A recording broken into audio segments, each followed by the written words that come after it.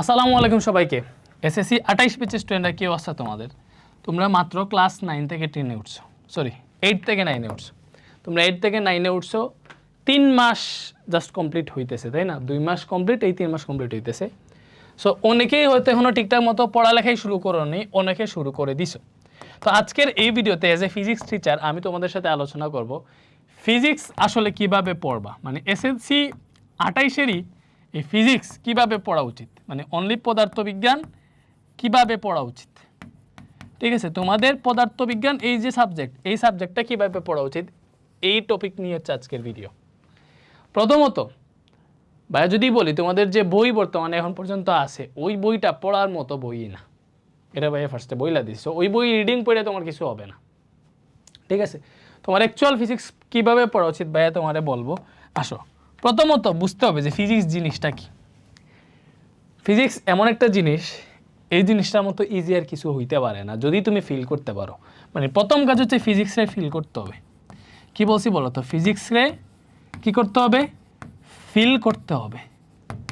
প্রথম জিনিস কি বলো তো, ফিজিক্সে ফিল করতে হবে। ভাইয়া ফিজিক্সে কীভাবে ফিল করব? প্রথম জিনিসই হইতেছে আমাদের ফিজিক্সে ফিল করতে হবে। ভাই ফিজিক্সে কীভাবে ফিল করবো? দ্যাট মিনস ফিজিক্সের কোর বেসিকটা শিখতে হবে। এই বেসিক জিনিসটা কি ভাইয়া ভালো মতো বুঝো। মনে করো তুমি জানো, বেসিক জিনিসটা কি ভাই তোমার বুঝাই, তুমি জানো যে গতির সূত্র সমত্বরণে চললে S is equal to u t plus half a t square. ঠিক আছে, তো তুমি জানলা যে ভাই ওকে, আমি তো জানি যে গতি অতিক্রান্ত দূরত্ব এস ইজিক্যাল টু বিটি, মানে আমি মনে করো 2 মিটার পার সেকেন্ড বেগে চলতেছি, মানে 2 মিটার পার সেকেন্ড মানে কি 1 সেকেন্ডে 2 মিটার যাইতেছি, তাহলে 3 সেকেন্ড পরে আমি কতটুকু দূরত্ব যাব? দেখো 1 সেকেন্ডে যদি 2 মিটার যাই, 3 সেকেন্ডে যাব কত মিটার? 6 মিটার। এই 6টা কেমনে আসছে? এই বেগের সাথে টাইমটা গুণ দিয়ে আসছে, এটা আসছে অতিক্রান্ত দূরত্ব। দ্যাট মিনস অতিক্রান্ত দূরত্বটা আমরা জানি যে বেগের সাথে সময় গুণ দিলে অতিক্রান্ত দূরত্বটা আসে। ভালো মতো বুঝো, এই সূত্রটা জানো যে অতিক্রান্ত দূরত্ব এস ইজিক্যাল টু বিটি। ঠিক আছে, এটা জানো। সো হঠাৎ তোমার স্যার বইলা দিল যে কোনো বস্তু যদি সমত্বরণে চলে তাইলে অতিক্রান্ত দূরত্ব হবে S is equal to u t plus half a t square. মনের মধ্যে কোয়েশ্চেন জাগলো, ভাই S is equal to u t plus half a t square এটা কেমনে হইলো? সূত্রই মুখস্থ করতে হবে? অবভিয়াসলি না। তুমি যদি এটা এখন পর্যন্ত এই যে গতি মনে হয় পয়রা ফেলছো, তুমি যদি জানো, তো স্যার যদি এইভাবে বলে যে তুমি সমত্বরণে বস্তুটা চলছে এজন্য S is equal to u t plus half a t square, তাহলে তুমি ভুল টিচারের কাছে পড়তেছো।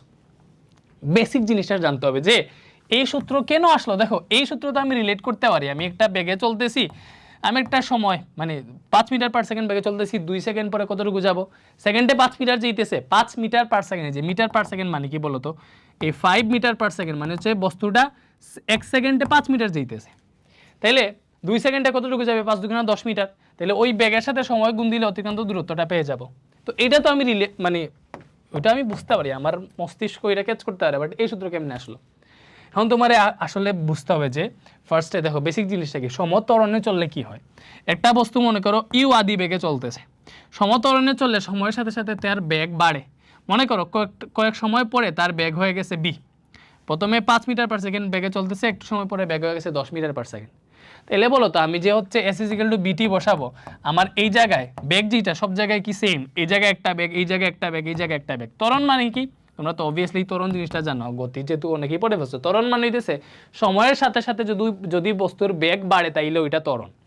সময়ের সাথে সাথে যদি বস্তুর বেগ বাড়ে ওইটা হচ্ছে ত্বরণ। তাহলে কোনো বস্তু যদি ইউ আদি বেগে যাত্রা শুরু করে, মনে করো কয়েক সেকেন্ড পরে তার বেগ হইল বি, তো তুমি তো প্রত্যেক মুহূর্তের বেগ জানো না, তুমি কি বের করতে পারবা? গড় বেগ বের করতে পারবা। কি বের করতে পারবা? গড় বেগ।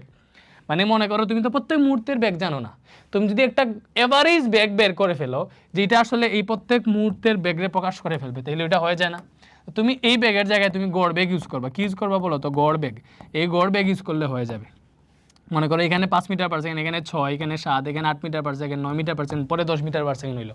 প্রত্যেকটা বেগরে বইতে তো পারবা না, তুমি এটা গড় বেগ ইউজ করে ফেলবা। কোনো বস্তু 5 মিটার পার সেকেন্ড বেগে যাত্রা শুরু করছে, শেষে গিয়ে বেগ হয়েছে 10, তার গড় বেগ কত? এই প্রথম বেগ শেষ বেগরে যোগ করে 2 দিয়ে ভাগ দিলে গড় বেগ আসলে বের হয়ে যায়, তাই না? তুমি এটাই করবা। গড় বেগের সূত্র v bar is equal to আদি বেগ প্লাস শেষ বেগ ডিভাইডেড বাই 2। এটাই হইতেছে গড় বেগের সূত্র। ভালো মতো বুঝো। এই সূত্র কেমনে আসছে এটাই আমি দেখাবো। দেখো আমি পাইছি, আমি এস ইজিক্যাল টু বিটি জানি, আবার ত্বরণে চললে সমতরণে চললে গড় বেগ হয়, গড় বেগের সূত্র কি u plus v by two, এটা জানি যে গড় বেগ মানে কি আদি বেগ আর শেষ বেগে যোগ করে 2 দিয়ে ভাগ দিলে গড় বেগ বের হয়।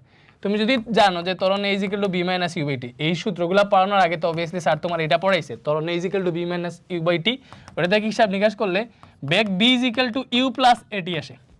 বেগ কি আসে? V equal to u plus at আসে, তাই না? বেগ v equal to u plus at আসে। তাইলে এই জায়গায় দেখো আমরা জানি অতিক্রান্ত দূরত্ব এস ইজিক্যাল টু বিটি, বাট সমতরণ হইলে আমরা গড় বেগ ইউজ করি, তাহলে বি বার টি, এই বি বার সমান কি পাইছি? U plus v by two. S is equal to v bar সমান পাইছি u plus v by two into t. তুমি দেখো সমতরণে চললে এরকম একটা সূত্র আছে অতিক্রান্ত দূরত্বের, s is equal to u plus v by two into t, এই সূত্রটাও জানো। বাট আমরা আলটিমেটলি যাবো যে এই সূত্র কই থেকে আসছে, S is equal to u t plus half a t square কই থেকে আসছে। দেখো বেসিক জিনিসটা বোঝানোর ক্ষেত্রে একটা সূত্রই জাস্ট পড়াইতেছি, শেষ করে ফেলবো। এবার আসো, তুমি জানো যে বেগ v equal to u plus at, that means এইখানে s is equal to u plus v by two into t আছে না, এই বি এর জায়গায় তুমি ইউ প্লাস এটি বসাইতে পারবা, বি এর জায়গায় ইউ প্লাস এটি বসাইতে পারবা, নিচে টু আসছে, এই জায়গায় টি আছে। তাহলে এখান থেকে পরবর্তীতে কী হবে বলো তো, S is equal to two u plus a t পাবো, এই জায়গায় টু ইউ প্লাস এটি, নিচে পাইলাম টু, আর এই জায়গায় আছে টি। তাহলে এখান থেকে দেখো আমরা পাবো এস ইজিক্যাল টু টু ইউটা, মানে এই টু ইউ এর নিচেও 2 লিখতে পারবো, এটির নিচেও 2 লিখতে পারবো, যেহেতু 2টা সবার নিচে আছে, এই জায়গায় টি আছে, 2 এ 2 কাটা, তাহলে এস ইজিক্যাল টু টি দিয়ে গুণ দিলে এটা হবে ইউটি প্লাস এটি বাই টু, যে কথা হাফ এটি একই কথা, বুঝছো? আর হাফ এটির সাথে যদি টি গুণ দেও তাহলে এটা এটি স্কোয়ার হবে। তো এইভাবে আসছে S is equal to u t plus half a t square. এজন্যই দেখো মূলত আমার সূত্র হচ্ছে এইটা, এস ইজিক্যাল টু বিটি, ওই সূত্র থেকে এইটা আসছে, সমতরণে চললে অতিক্রান্ত দূরত্বের সূত্র এইটা, S is equal to u t plus half a t square. ঠিক আছে, ওই যে পিওর বেসিকটা সূত্রটা কিভাবে আসলো, বল F is equal to m a জানো, এটা নিউটনের দ্বিতীয় সূত্র থেকে আসছে, এই সূত্রটা কেন এমন হইলো এগুলো যখন জানবা, ওইটা হচ্ছে পিওর বেসিক, তুমি আসলে নাড়ি বুড়ি এভরিথিং জানতেছো এইটা। দ্যাট মিনস তোমারে নতুন, তোমার হাতে এখনো 2 বছর সময়, পিওর ফিজিক্স জানতে হবে, পিওর বেসিকটা শিখতে হবে। এরপরে তুমি যে জিনিসে বেসিকেও কাজ হবে না, ওই জিনিসটা হচ্ছে একদম সিমুলেশন দিয়ে সরাসরি শিখতে হবে। তুমি শিখছো বার্নিয়ার স্কেল, বলো বার্নিয়ার সমাপতন কি, প্রধান স্কেল পার্ট কি? মনে করো বার্নিয়ার স্কেলের সূত্র জানি L is equal to M plus V into VC, vernier scale দিয়ে যখন কোনো বস্তুর দৈর্ঘ্য মাপে, এম হচ্ছে প্রধান স্কেল পার্ট, এই প্রধান স্কেল পার্ট কি বললেই তোমার চোখের সামনে বাসে, প্রধান স্কেল পার্টটা কি, যদি না বাসে ভুল টিচারের কাছে পড়তেছো। বি হচ্ছে বার্নিয়ার সমপাতন, বার্নিয়ার সমপাতন কি? বার্নিয়ার স্কেলের যে দাগ প্রধান স্কেলের একটা দাগের সাথে সরাসরি মিলে যায়, ওইটাই বার্নিয়ার সমপাতন। এইভাবে পড়াইলে তো জাস্ট জানছো, বাট তুমি যদি এইভাবে জানো যে এইটা হইতেছে একটা বার্নিয়ার স্কেল, তো এই স্কেলের মধ্যে মনে করো আমি একটা প্রবলেম ক্রিয়েট করেই দেখাই। ঠিক আছে, প্রথমত হচ্ছে বার্নিয়ার স্কেলটা কি, দেখো তো নিচে একটা স্কেল দেখতেছো, এটারে বলে প্রধান স্কেল, উপরে একটা স্কেল এই যে মুভ করতেছে, ওইটারে বলা হয় বার্নিয়ার স্কেল, আর পুরো যন্ত্রটারে বলা হয় স্লাইড ক্যালিপার্স। ঠিক আছে, যখন তোমার একটা টিচার বুঝাবে, বা তুমি যখন এইভাবে বুঝবা, যে ভালো মতো বুঝো, যখন তুমি এইভাবে বুঝবা যে একটা বস্তুর দৈর্ঘ্য মাপতেছি, বস্তুটা আমি এই জায়গায় রাখলাম, ঠিক আছে, রাখার পরে আমার এই জায়গায় বার্নিয়ার স্কেলের 0 নাম্বার দাগটা প্রধান স্কেল, উপরেরটারে বলা হয় প্রধান স্কেল, আমাদের প্রধান স্কেল পার্ট কি, এম, যেটা এম হইতেছে প্রধান স্কেল পার্ট, আমরা জানি প্রধান স্কেল পার্ট হইতেছে এই যে বার্নিয়ার স্কেলের 0 নাম্বার দাগটা, প্রধান স্কেলের যেই দাগটারে অতিক্রম করবে এটা হচ্ছে প্রধান স্কেল পার্ট। তাহলে এই জায়গায় প্রধান স্কেল পার্ট কি, বার্নিয়ার স্কেলের 0 নাম্বার দাগটা, ভালো মতো বুঝো, বার্নিয়ার স্কেলের এই 0 নাম্বার দাগটা প্রধান স্কেলের এই দাগটার অতিক্রম করছে, এটা হচ্ছে প্রধান স্কেল পার্ট। এখানে সেন্টিমিটারে দেওয়া, এই 2 মানে 2 সেন্টিমিটার হয় 20 মিলিমিটার, প্রত্যেকটা করে 1 মিলিমিটার করে, 21 এটা হচ্ছে 21 মিলিমিটার, 22 মিলিমিটার, 23 মিলিমিটার, এটা হচ্ছে 24 মিলিমিটারের গড়, 2.4 সেন্টিমিটার বা 24 মিলিমিটারের গড়। দ্যাট মিনস এই জায়গায় বার্নিয়ার স্কেলের 0 দাগ, প্রধান স্কেলের 24 নাম্বার দাগটা অতিক্রম করছে, মানে প্রধান স্কেল পার্ট এম সমান 24 মিলিমিটার। ভাইয়া বার্নিয়ার সমপাতন কি? এই জায়গায় তাকাইলে দেখবা বার্নিয়ার স্কেলের দাগগুলো প্রধান স্কেলের দাগের সাথে মিলতেছে না। তো যে দাগটা সরাসরি মিলবে, সবগুলা মিলতেছে না, যে দাগটা বার্নিয়ার স্কেলের যে দাগটা, ভাইয়া জুম করে দেখাই, বার্নিয়ার স্কেলের যে দাগটা, ভালো মতো বুঝবা, বার্নিয়ার স্কেলের যে দাগটা প্রধান স্কেলের একটা দাগের সাথে সরাসরি মিলবে, ওইটাই বার্নিয়ার সমপাতন। দেখো 6 নাম্বার দাগটা কাছাকাছি গেছে, বাট মিলে নাই, বাট এটা হচ্ছে 7 নাম্বার দাগ বার্নিয়ার স্কেলের, এই 7 নাম্বার দাগটা প্রধান স্কেলের একটা দাগের সাথে সরাসরি মিলে গেছে, দেখতেছো না? এই যে বার্নিয়ার স্কেলের 7 নাম্বার দাগটা প্রধান স্কেলের সাথে সরাসরি মিলে গেছে, তাইলে এটাই হচ্ছে বার্নিয়ার সমপাতন। এই যে জিনিসটা এইভাবে ভিজুয়ালাইজ শিখলা, বা মনে করো বার্নিয়ার ধ্রুবক আসলে কি, এই জায়গায় তোমার যদি বিশ্লেষণ করে দেখাই, বা এই যে স্ক্রুগজ, এটা হচ্ছে স্ক্রুগজ, স্ক্রুগজের পূর্ণাঙ্ক কি, পিচ কি, এগুলা যদি এখানে ভাই তোমারে দেখাই, বৃত্তাকার স্কেল কি, বৃত্তাকার স্কেলের সম্পূর্ণ একবার ঘুরলে রৈখিক স্কেল বরাবর যে দূরত্ব অতিক্রম করে এটা পিচ, ওইটা যদি তোমার সিমুলেশন সহ দেখাই বুঝাই দিলে বেশি শিখবা না? তো ওইভাবে যখন তুমি পড়তেছো তখন পুরো ফিজিক্সটা তোমার আয়ত্তে চলে আসবে, ফিজিক্স পড়তে তোমার বোরিং লাগবে না। এরপরে বেসিক শেখার পরে সিমুলেশন সহ আসলে বেসিক শিখবা। শেখার পরে তোমার যেটা করতে হবে, প্রচুর ম্যাথমেটিক্যাল কোয়েশ্চেন, সেটা কি মনে করো সূত্র অনুযায়ী, ওই সূত্রের টাইপ অনুযায়ী ম্যাথমেটিক্যাল কোয়েশ্চেন সলভ করতে হবে। কি করতে হবে বলো তো? ম্যাথমেটিক্যাল কোয়েশ্চেন সলভ করতে হবে। এটা ম্যাথ পড়ছো, বার্নিয়ার স্কেল দিয়ে দৈর্ঘ্য মাপার সূত্র L = m+bt। এইবার এই টাইপের 5-10টা ম্যাথ যখন করবা তখন ওই সূত্রটা ভালো মতো তোমার আয়ত্তে চলে আসবে। ম্যাথমেটিক্যাল কোয়েশ্চেন সলভ করার পরে যেটা করতে হবে, তোমার বই থেকে সিকিউ এ হাত দিতে হবে, সিকিউ সলভ করতে হবে, ধুমাইয়া সিকিউ সলভ করতে হবে।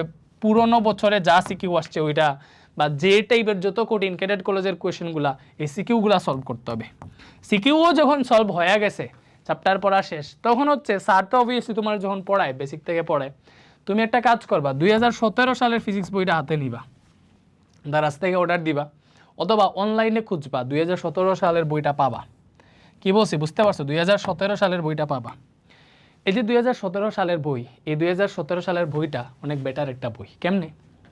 এটাতে পড়লে, এই বই যদি পড়ো, সংজ্ঞাগুলা ভালো মতো বুঝতে পারবা, 2017 সালের বইটা পড়বা, সাথে নতুন বইয়ের সাথে মিলিয়ে দেখবা যে নতুন বইয়ের সাথে কোনো জিনিসের মান উল্টাপাল্টা আছে কিনা। উল্টাপাল্টা থাকলে নতুন বইয়েরটা ফলো করবা, বাট সংজ্ঞার ক্ষেত্রে এই 2017 সালের বইটা ফলো করবা।